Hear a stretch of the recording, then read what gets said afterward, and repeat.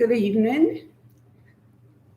Amazing grace, how sweet the sound that saved a wretch like me. I once was lost, but now am found. Was blind, but now I see.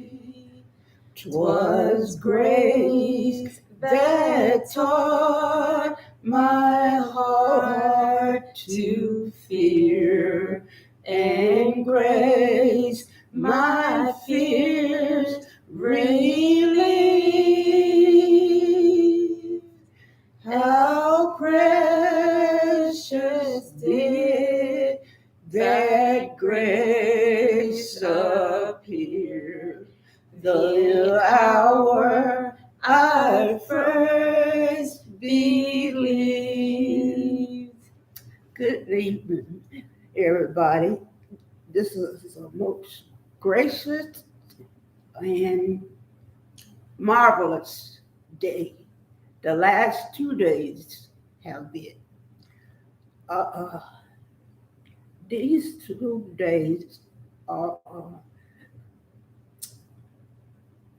memorable because on March the 5th, 1913, a marvelous man was born. That was my father and her grandfather. And on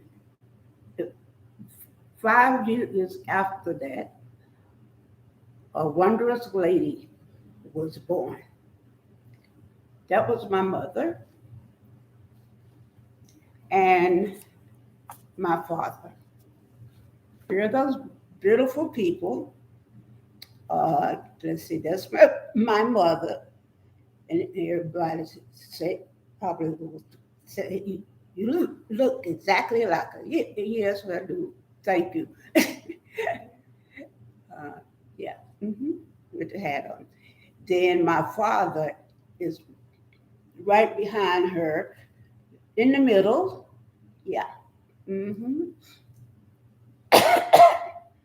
And my oldest sister with the little baby, yes, that's my niece. She has her on her knee. Uh, my oldest brother, one of them, and the other, my baby brother. That's a wonderful, yes, family. I wanted to uh, give a memorial, a tribute for my parents for all they did growing up because back then it was difficult, very difficult, because it was the end of slavery, uh, like in 18 something, and then my dad was 1879, I believe. And then my father was born 1930. So it wasn't far from slavery time, and a lot of disastrous things was still happening to Black people. So the things that was happening, I'm sure was difficult for him because he was a Black man. That's still difficult for them now. Uh, then his mother died when he was 13, so that's something else difficult. and his uh, oldest sister, Patsy. And I met her. She's a wonderful lady, and they look alike. You can tell that we're brothers and sisters, and that her kind and generous the same way. Uh, my mother was raised by her father and mother, but her father got diabetes and went blind. And he was the type of corporal punishment discipline person. So she had it hard too, uh, very difficult. Uh, my father died in uh, he was five then, 1989 April. Putting my age out there. Y'all didn't hear that. And my mom died uh, 2012, and she was 91, and my father died, like I said, 1989, and he was 76, I believe. Uh, and I want to say that our parents was gave us corporal punishment because that's all they knew. But when we needed them, uh, they were always there. My mother and my father. My father sometimes had like three jobs because with 10 children, that's your job as a mother. It's very, very difficult. So that was my mother's job. And because my father wanted to be a farmer, he had his janitorial service uh, and the farm. You know, he had cows to take care of, animals and everything. Uh, and he would come from his job and start feeding the animals and taking care of the fruits and vegetables and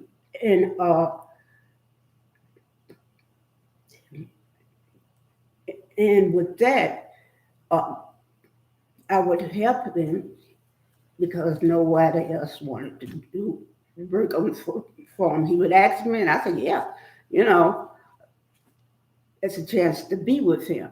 And then